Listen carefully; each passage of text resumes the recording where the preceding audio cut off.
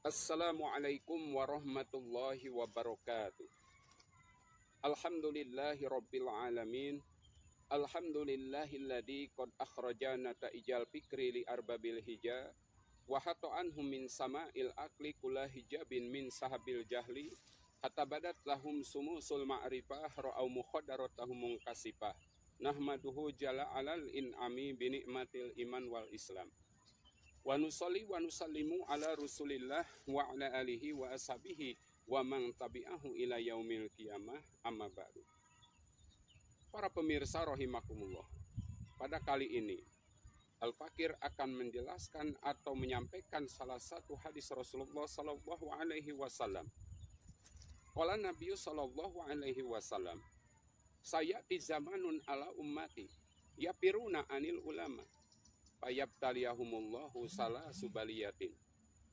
Yarfa'ullahu barokatan fi kasbihim, yusallitullaha sultanan dolima, wa yamutuna bi ghairi iman." Apakah artinya?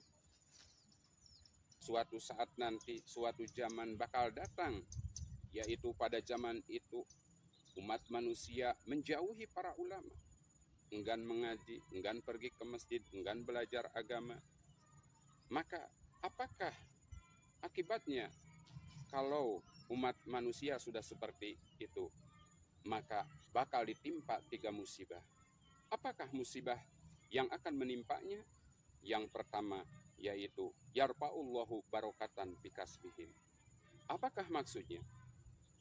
Kalau umat manusia sudah menjauhi para ulama, umat Islam sudah menjauhi para ulama, tidak mau mengaji, tidak mau belajar ilmu, maka dia akan dicabut keberkahan kasab atau rezekinya.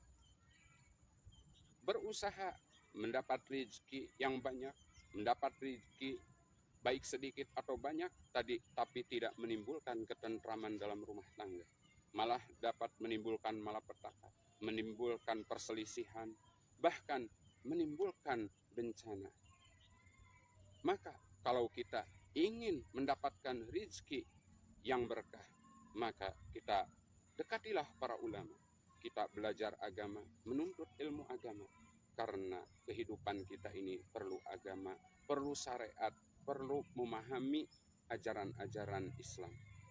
Dalam kehidupan kita dari mulai bangun sampai tidur kembali tidak lepas dari syariat Islam. Kita sebagai umat Islam maka kita harus menjalankan syariat Islam. Tapi tadi dikatakan apabila umat Islam atau umat manusia sudah menjauhi para ulama, sudah menjauhi para kiai, para ustadz, maka akibatnya bakal dicabut keberkahan dari kasab atau usaha atau dari rezekinya. Yang kedua, disebutkan dalam hadis tadi bahwasanya kalau kita sudah menjauhi para ulama, kita sudah menjauhi para kiai, kita sudah menjauhi para ustadz, maka akan ditimpa yaitu musibah, bakal diberi pemimpin yang dolim. Dalam hadis disebutkan kulukum ra'in wa kulukum mas'ulun an ra'iyatihi. Setiap jiwa, setiap orang itu adalah pemimpin. Minimal memimpin diri sendiri. Mau diarahkan kemana jiwa kita, tergantung kita yang memimpinnya. Mau diarah ke arah yang benar, mau diarah kepada jalan yang salah, mau kepada taat kepada Allah, mau ingkar kepada Allah, mau mensyukuri nikmat, mau mengkufuri nikmat, itu tergantung kita. Maka kita sendiri yang memimpin diri sendiri. Baik itu pemimpin diri sendiri, pemimpin keluarga sebagai suami, atau pemimpin birokrasi dan lain sebagainya. Kalau pemimpin rumah tangga umpamanya suami, bagaimana memimpin keluarganya? Apakah diarahkan kepada agama atau tidak?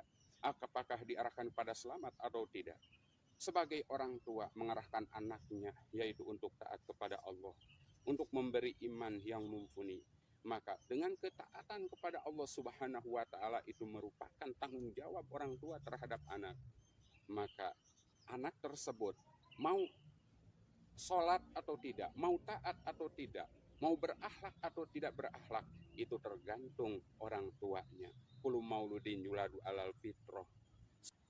Mari kita sebagai orang tua, supaya anak-anak kita jadi pemimpin-pemimpin yang amanah, maka kita dekati para ulama, kita belajar ilmu agama, kita belajar fikih, belajar tauhid, belajar akhlak, belajar Al-Quran, menghafalkan Quran, daripada anak dibuang waktu untuk bermain game, menghafal Al-Quran, untuk belajar agama Islam, belajar fikih, belajar tauhid, belajar akhlakul karimah, supaya anak-anak kita jadi generasi Qurani, supaya anak-anak kita jadi pemimpin-pemimpin yang amanah.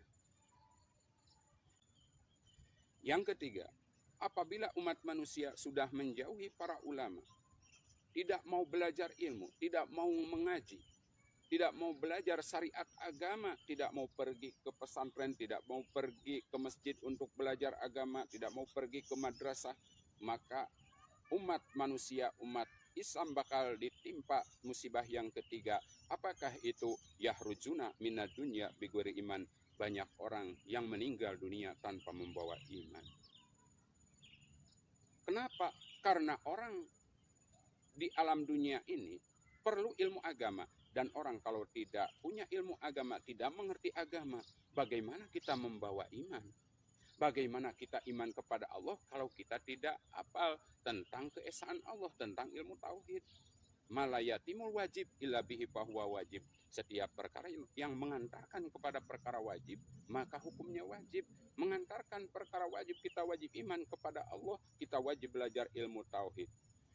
Wajib kita sah, wajib kita diperintah oleh Allah ibadah sholat 5 waktu, maka kita wajib belajar ilmu sholat dan lain-lain.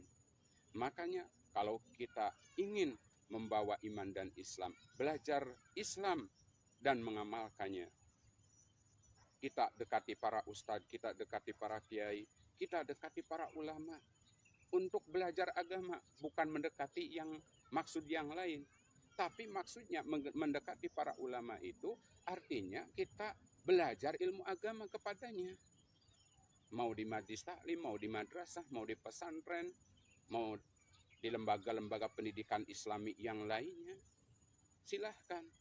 Mari kita belajar kepada para ulama, kepada ilmu-ilmu yang jelas sanadnya kepada Rasulullah Shallallahu Alaihi Wasallam. Jadi kesimpulannya, kalau umat manusia atau umat Islam sudah menjauhi para ulama, maka bakal ditimpa terutama, yaitu yarfa'ullahu barokatan fikasbihim, bakal diangkat barokah usaha dan rezekinya.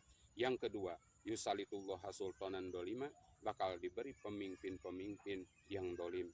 Yang ketiga, yahrujuna minad dunya bighairi iman, yaitu bakal banyak yang meninggal tanpa membawa iman. Mudah-mudahan kita semua mati dalam keadaan iman dan Islam, kita diselamatkan oleh Allah baik di dunia dan akhirat. Sekian saja yang Al-Fakir sampaikan. Mudah-mudahan ada hikmah dan manfaatnya. Jangan lupa subscribe. Wallahu muwaffiq ila aqwamit thoriq. Billahil hidayah wa taufik. Wassalamualaikum warahmatullahi wabarakatuh.